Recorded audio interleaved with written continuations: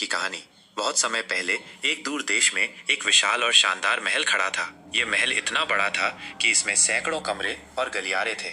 महल के चारों ओर एक घना जंगल था और महल के अंदर का माहौल हमेशा ही शांत और भयानक रहता था।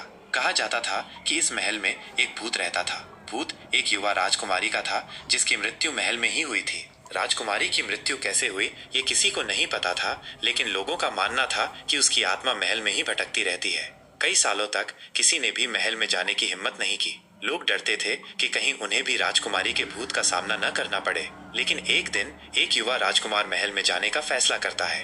राजकुमार बहुत ही बहादुर और निडर था और वो भूतों और आत्माओं पर विश्वास नहीं करता था। राजकुमार महल में प्रवेश करता है और हर कमरे और गलियारे में घूमता है। वो राजकुमारी के भूत को ढूंढने की कोशिश करता है, लेकिन उसे कहीं भी कोई भूत नहीं दिखाई देता है। आखिरकार राजकुमार महल के सबसे ऊपरी कमरे में पहुंचता है। ये कमरा बहुत ही अंधेरा और ठंडा था। राजकुमार कमरे में प्रवेश करता है और एक पल के लिए चारों ओर देखता है और तभी राजकुमार को एक आवाज सुनाई देती है। तुम कौन हो? आवाज राजकुमारी की थी।